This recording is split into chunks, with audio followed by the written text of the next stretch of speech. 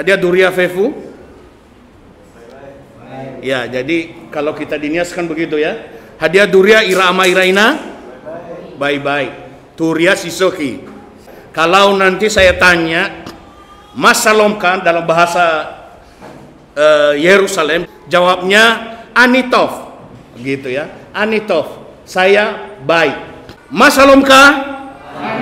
Mantap, sudah mulai. Ini ciri-ciri tanda-tanda orang yang akan mau pergi ke Yerusalem. Tapi bukan Yerusalem baru. Amin. Haleluya. Mas Salomka? Anitov. Baruch Ata Adonai Besem Yesua Hamasya. Tuhan Yesus memberkatimu Tuhan memberkatimu di dalam nama Tuhan Yesus Kristus. Haleluya. Kenapa? Karena memang saya dikasih judul, ya. Ini berat khotbah hari ini oleh Pak Pendeta ini. Langsung dari sinode dikasih judulnya, ya. Jerave Katsir. Baik, sebelumnya kita baca dulu firman Tuhan di dalam Matius pasal 13, tapi kita membahasnya sampai ayat 16. Silakan kalau ada yang sogogohe buku Daromali, si Ofona, si Bohou yang pegang Alkitab terjemahan lain atau dalam bahasa Ibrani, ada yang ini kalau mau baca nanti kita baca. Saya baca dalam Indonesia Literal Translation. Demikian firman Tuhan. Perumpamaan orang yang menabur. Tema kita umat yang berbuah. Umat yang berbuah. Tapi mari kita lihat Mazmur di atas, nanti silakan Bapak Ibu baca Mazmur 126. Ini Alkitab bahasa asli. Perjanjian Lama, Perjanjian Baru. Perjanjian Lama, Perjanjian Baru. Ini saya langsung dapat dari Yerusalem. Ini diterbitan 1894. Oke Bapak Ibu. Nah, saya baca ayat di atas. Utkol yimei ha aretz zera vekatsir. Itu zera vekatsir. Ini tema tahunan, tema daripada sinode. Wekor hachem wekais wa khoreb wa yom wa laila lo yesudu. Nah, dalam bahasa terjemahannya yang sesungguhnya di situ dikatakan selama dunia ini ada, itu dia katakan ya. Selama dunia ini masih ada. Tuhan Yesus juga pernah mengatakan begini kan? Oleh Yesus Hamasya, selama masih aku di dalam dunia. Coba perhatikan itu. Nah, dalam bahasa ini Utkol yemei haaret, selama dunia ini ada, selama dunia ini ada, selalu, itu selalu, senantiasa ada masa menanam. Di situ menabur. Ini menanam. Jadi orang Israel, kenapa dikatakan kalau menabur itu diambil, digegam, lalu kemudian ditaburkan begitu saja. Beda. Kalau ini menanam. Nah, di Zera Wekasir itu, Zera itu menanam. Menanam bukan sembarang menanam. Yang tadi di dalam Matius pasal 13 yang sudah kita baca, itu menabur. Makanya ada yang jatuh di atas batu, ada yang jatuh di atas tanah kering, ada yang jatuh di semak duri. Jadi bedanya Zera, bedanya menabur dengan menanam. Jadi kalau menanam di tanah yang subur. Ada amin? Jadi firman davar Elohim, davar wa Yahweh, firman Elohim, firman Tuhan, taromali Yehova. Itu ya. Masih ingat ya? Daromali Yehova. Badejo ayata Yesu ke Keriso. Itu tertanam di hati yang subur. Kalau dia tidak tertanam, maka badada sohua sohahau sisoki, dia akan keluar. Letotane tidak akan tertampung, tidak akan tertanam. tidak akan dia bertumbuh. Jadi jangan dulu banyak orang belum lagi menanam sudah menuai. Sehingga datang ke gereja, ya, ada jemaat datang ke gereja meminta-minta. Saya kan sudah jadi majelis, jadi harus saya dapat. Loh, jadi majelis itu memberi, bukan mendapat. Kalau kamu minta, minta kepada Tuhan. Ada amin? Sering saya katakan, uji dirimu 5 tahun yang lalu, 2 tahun yang lalu, apa bedanya hari ini? Dan tahun ini, 2 tahun yang akan datang, apa bedanya? Kalau dirimu, diri kita, diriku, sama dengan hari ini, 2 tahun yang akan datang, artinya firman yang sudah ditanam, itu tertanam di tanah hati yang kering. Tidak ada amin? Tidak ada amin. Ya dong. Kalau firman tertanam di tanah hati yang subur, ada amin? Amin. Kalau firman tertanam di tanah yang kering, tidak ada amin? Tidak. Baru diaminkan kalau tertanam di dalam tanah hati yang subur. Ada amin? Haleluya. Jadi uji dirimu. Jangan nanti salahkan gembala, pendeta. Makanya kenapa gereja tidak bertumbuh? Karena banyak orang datang ke gereja mencari nama. Jadi Zera itu menanam di tanah yang subur. Jadi orang Israel itu tidak ada sembarangan. Kenapa? Karena di Israel itu kan tanah yang kering, tanah padang pasir. Mereka menggali tanah. Tahu Bapak Ibu caranya? Kenapa sampai dikatakan oleh Yesus Hamasiah, oleh Yesus Kristus, iman itu seperti benih yang ditanam. Nah, ditanam di mana? Di tanah yang kering. Supaya dia tidak dibawa oleh angin, supaya tidak dipatok oleh burung atau hewan binatang segala macam. Maka benih dari biji sesawi itu harus diambil batu, ditaruh di atasnya.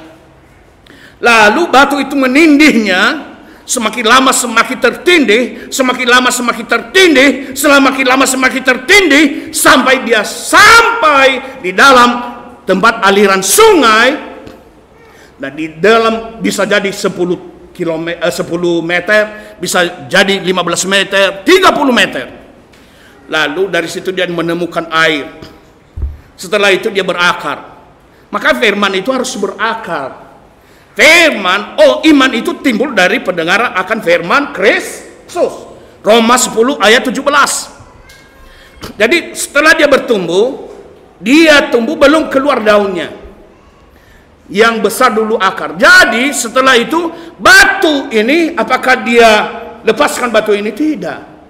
Tapi akarnya semakin diperbesar, semakin diperbesar, semakin dalam, semakin jauh, semakin luas akarnya. Dan dia kokoh. Akhirnya lama-lama dia kembali ke batu itu, pelan-pelan ke atas, pelan-pelan naik. Jadi batu ini, beban tadi dengan sendirinya akan tersingkir.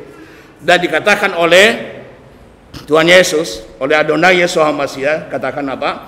Kalau sudah dia besar, akan menjadi tempat naungan, dan burung-burung pun akan bersarang di atasnya. Ada amin di situ Bapak Ibu? Jadi jangan kalau ada masalah bersungut-sungut. Pak Pendeta, minggu yang lalu saya sudah doakan, sudah berlutut juga di depan mimbar ini Pak Pendeta. Tetapi kenapa persoalannya kok lepas-lepas?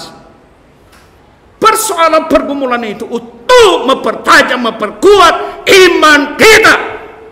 Jangan bilang, puji Tuhan saya tidak ada persoalan, saya tidak ada masalah, selama 5 tahun beres-beres semua. Puji Tuhan, haleluya. Tapi apakah itu iman? Nampak kita beriman apabila ada persoalan, kita nggak pernah lari dari persoalan itu.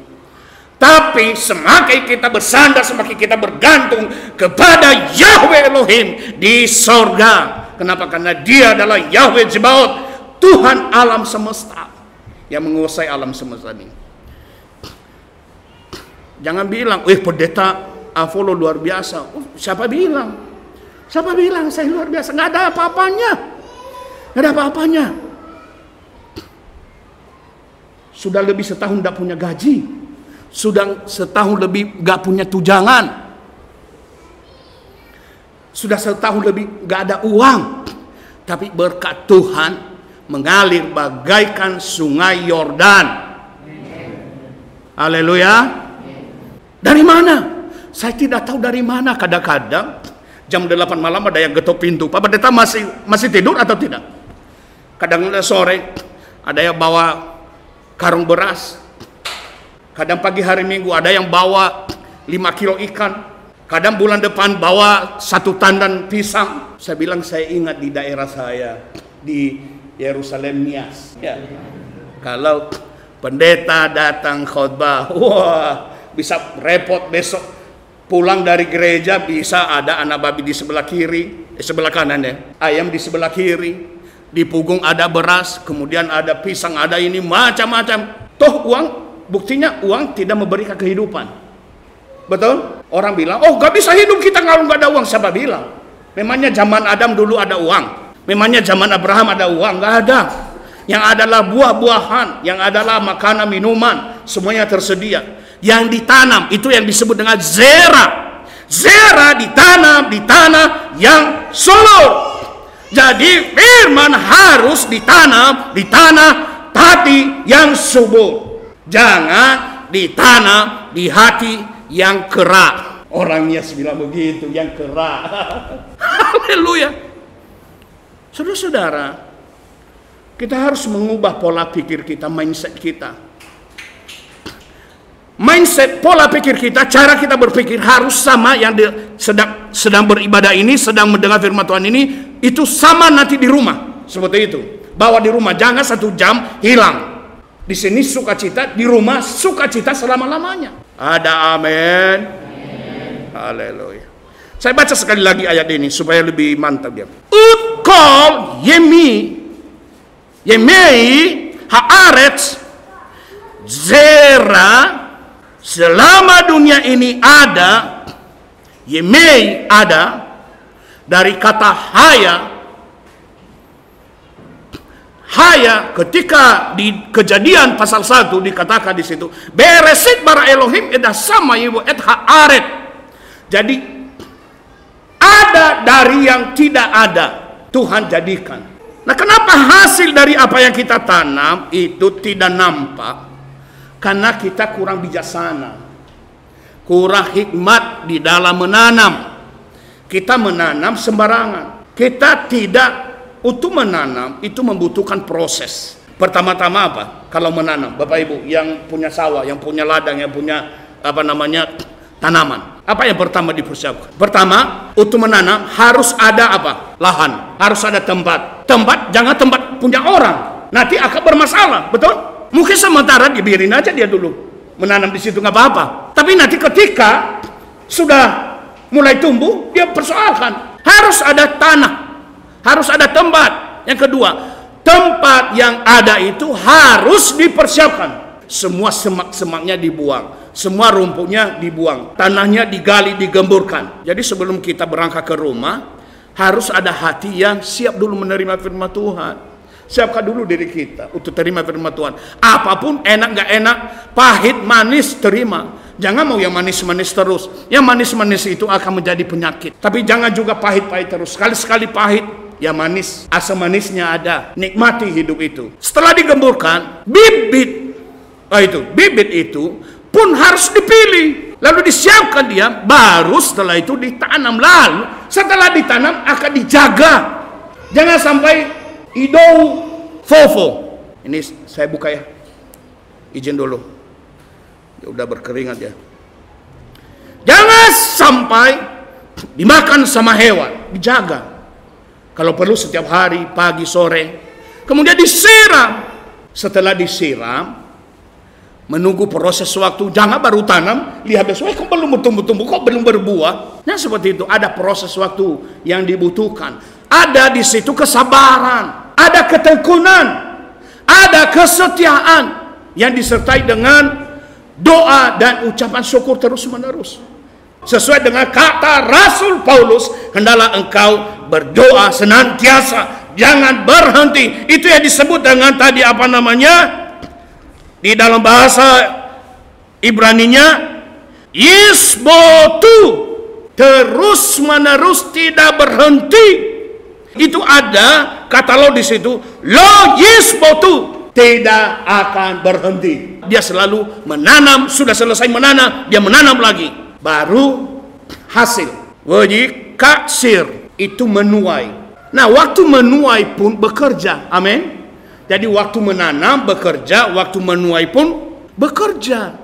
Jadi hidup kita adalah bekerja. Itu yang disebutkan oleh Tuhan Yesus. Selama aku ada di dunia, aku bekerja. Kamu pun harus bekerja. Jadi tidak ada orang, ya, tidak ada orang yang boleh dikasih makan malas-malasan.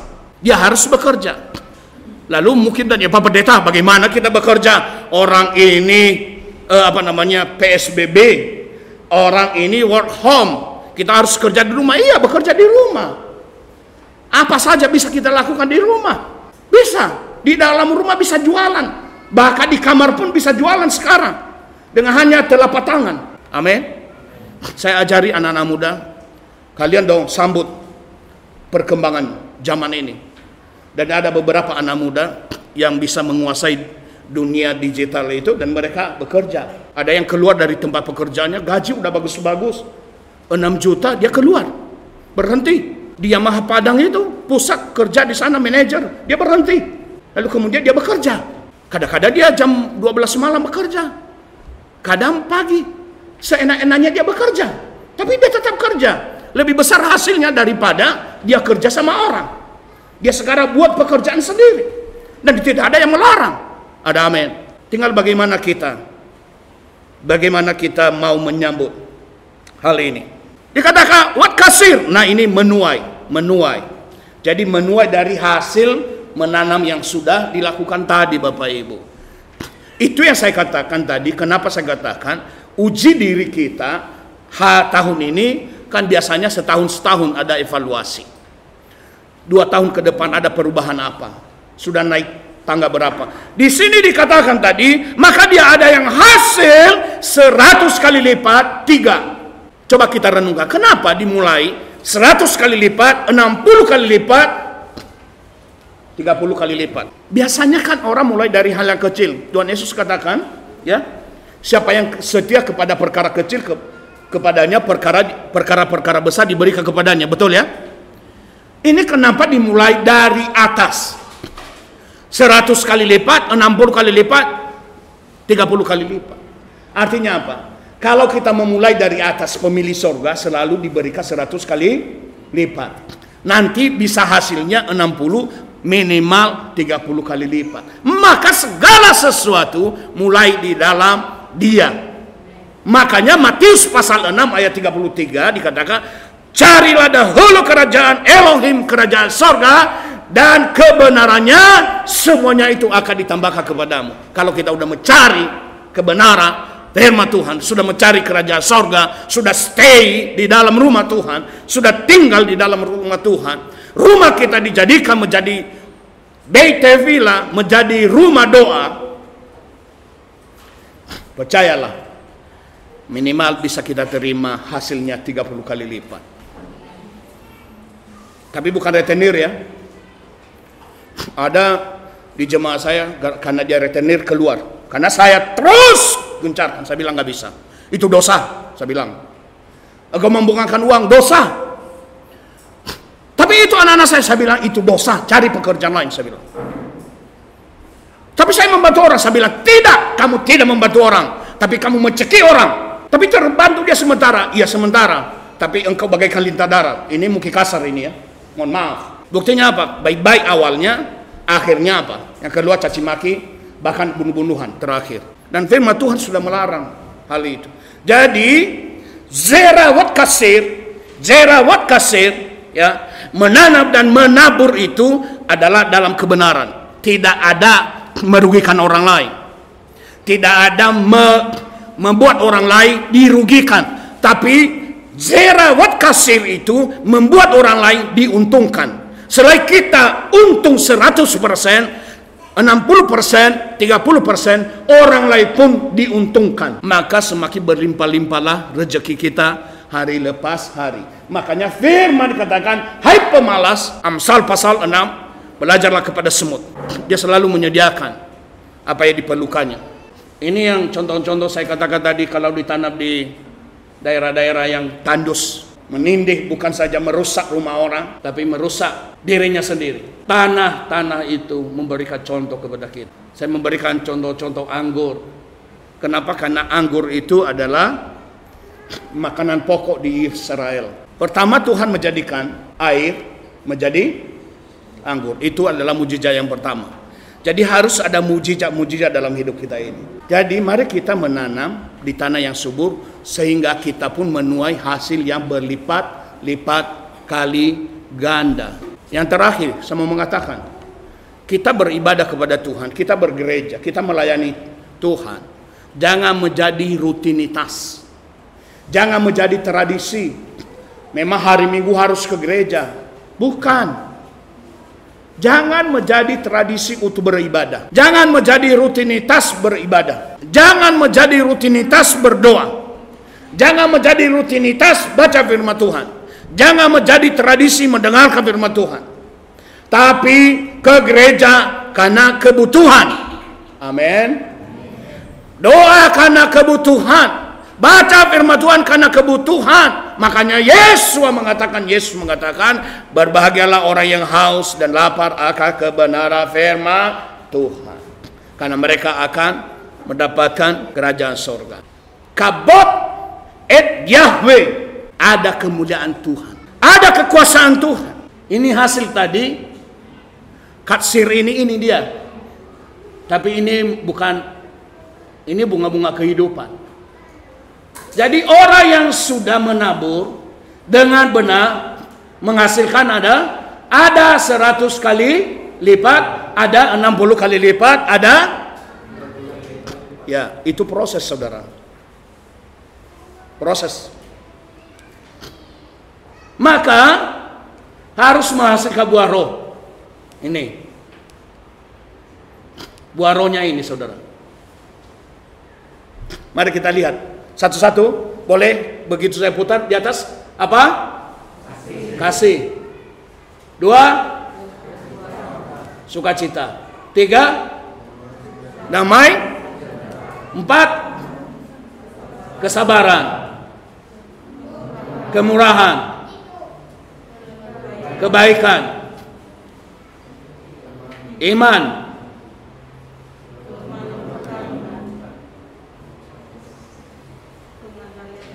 Pengendalian, dan tidak ada yang bisa menentang hal itu. Jadi buah roh itu ada 9, harus ada di dalam diri kita. 1 tidak ada, mati. 1 saja tidak ada, sama seperti rantai sepeda motor. Secanggih apapun, sehebat apapun, walau motornya 1 miliar harganya, tapi kalau 1 rantainya tidak ada, mesin semuanya bagus, dengan suara bagus, tapi kalau rantainya putus, bisa jalan? Bisa mutar? Tidak. Maka kita harus ada ini, gak boleh putus mata rantai itu. Tidak mudah. Mungkin kita punya kasih, tapi kesabaran bagaimana? Mungkin kita ada kemurahan, tetapi kebaikan bagaimana? Mungkin kita ada kebaikan, tetapi iman kita terombang-ambing. Seperti siapa? Petrus. Begitu dia melihat, ini hantu atau Tuhan ya? Yakin dia ini Tuhan. Oh, ini Tuhan, benar. Ini Adonai. Oh, ya benar. Ini adalah Yesua guru. Ini adalah Rabi saya. Oh, Rabuni. Kalau begitu, Rabuni, aku mau turun dari perahu, aku mau jalan ke sana. Maka gurunya mengatakan, silakan Petrus. Dia jalan. Dia jalan beberapa langkah. Apa yang terjadi? Bimbang dan takut. Takut itu tidak semata-mata begitu langsung. Ada bimbang dulu. Bimbang. Jangan-jangan. Oh, jangan-jangan. Nggak mungkin. Habis itu takut. Lalu bimbang, takut, disertai menyatu, artinya tenggelam. tenggelam. Kenapa Petrus sampai tidak tenggelam? Langsung dia sadar. Sadar dia. Rabuni, aku mau mati, aku tenggelam. Please help me. Tolong saya.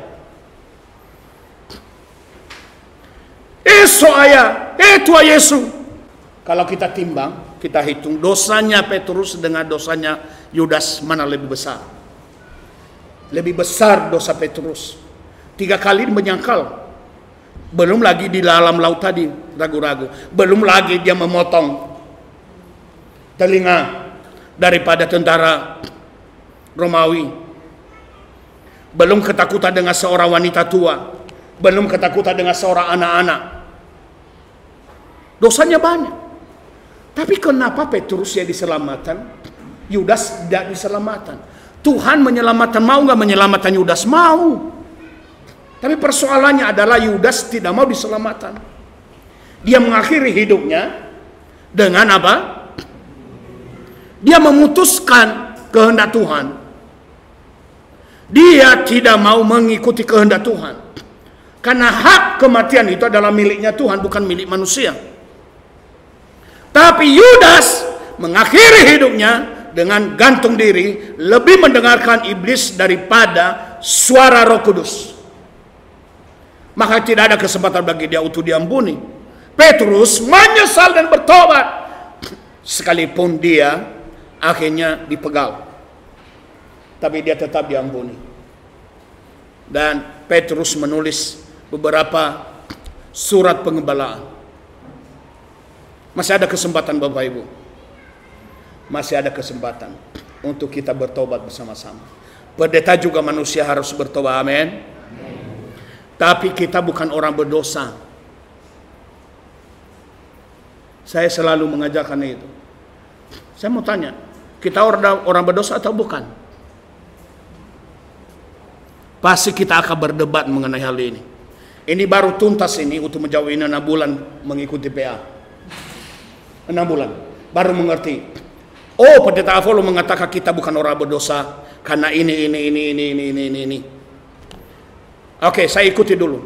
Kita orang berdosa atau bukan? Jawab dulu. Orang berdosa. Kalau gitu Pak, nggak usah datang ke gereja besok Pak. Kalau kita orang berdosa. Maaf Pak, karena Bapak sama aja dengan orang berdosa di luar sana juga. Sama. Kalau kita tanya sama Bapak itu, Bapak orang berdosa, dia bilang iya. Lalu ke gereja menghapus dosa? Tidak. Yang menghapus dosa siapa? Yesus. Pertanyaannya selanjutnya, Yesus mati di atas kayu salib untuk apa? Untuk menghapus dosa. Bapak sudah percaya sama Yesus? Sudah? Amin. Kenapa Bapak masih bilang orang berdosa? Ada yang sudah percaya sama Yesus? Amin. Sudah percaya sama Yesus? Orang berdosa? Orang berdosa? Saudara, abang, sudah percaya sama Yesus? Orang berdosa? Tidak. Amin. Tapi, ada kata-kata tapi Pak Pendeta. Nggak ada tapi di dalam iman kepada Yesus. Nggak ada tapi. Bahwa besok bisa jatuh dalam dosa, tapi bukan orang berdosa. Lalu bagaimana itu Pak Pendeta? Kan kemarin kan, untuk mengamankan situasi supaya tidak berhantam, saya bohong aja. Saya bilang, enggak, bukan dia. Oh itu, enggak, saya enggak lakukan itu. Padahal saya lakukan. Bagaimana itu Pak Pendeta? Itu dosa. Iya, dosa sekecil apapun itu dosa. 1 Yohanes 1 ayat 9. Jika kita mengaku dosa kita, maka Ia adalah setia dan adil, sehingga Dia mengampuni kita dari segala dosa kita dan menghapuskan segala kejahatan. Amin. Pak Pendeta, marah enggak kalau ada orang yang buat dosa? Saya marah. Kalau saya tidak marah sama orang berdosa, saya justru berdosa. Kalau engkau melihat saudaramu buat dosa dan engkau tidak menegurnya, engkau tidak menasihatinya, di dalam Yesus dikatakan kepadamu diminta pertanggungjawaban. Apa bedanya orang yang sudah diubah statusnya menjadi orang benar? Kita orang benar. Yesus mati 1 kali untuk selamanya untuk menghapus segala dosa-dosa kita. Itu yang sudah percaya kepadanya. Lalu apa bedanya? Sekarang saya orang di gereja dengan orang di pasar. Orang di pasar bilang saya orang berdosa, saya bukan orang berdosa. Apa bedanya? Singkat ceritanya. Kalau orang yang berdosa, dia melakukan dosa menjadi kenikmatan bagi dia. Nikmat, bahkan gelisah dia kalau tidak bohong. Gelisah dia kalau tidak jujur. Kalau dia jujur, gelisah. Gelisah dia kalau tidak menipu. Gelisah dia kalau tidak mencuri. Gelisah dia kalau tidak mabuk. Gelisah dia kalau tidak berjudi. Gelisah dia kalau tidak memaki. Tapi kalau orang benar mengucapkan kata-kata satu saja salah, hatinya teriris. Aduh, aku udah bersalah Tuhan. Aduh. Dia melihat dosa jijik seperti melihat bangkai tikus. Langsung tutup. Aduh, itu dosa. Itu. Kita ini sekarang kan tidak bisa menutup mata. Di HP di tangan kita, bayi yang tua, yang muda, anak-anak, lewat di depan kita semua yang telanjang-telanjang. Betul? Nggak bisa. Jangan bilang, pendeta nggak pernah melihat. Enggak. Begitu saya tekan HP, muncul orang telanjang.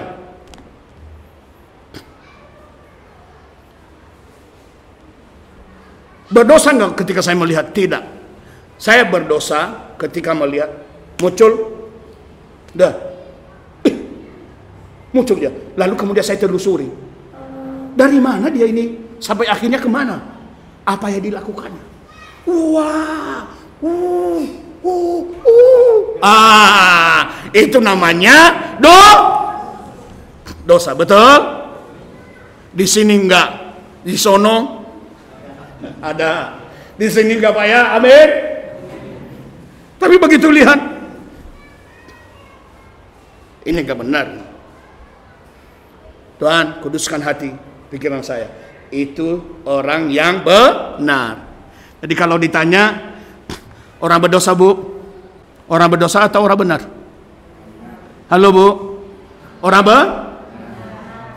ngerti sekarang ya bedanya ya? Ada amin? Jadi 3 hal yang penting hari ini. Pertama, zera menanam di tanah yang subur. Wakasir menghasilkan 100 kali lipat, 60 kali lipat, 30 kali lipat, dan menyediakan hati untuk didiami oleh Roh Kudus.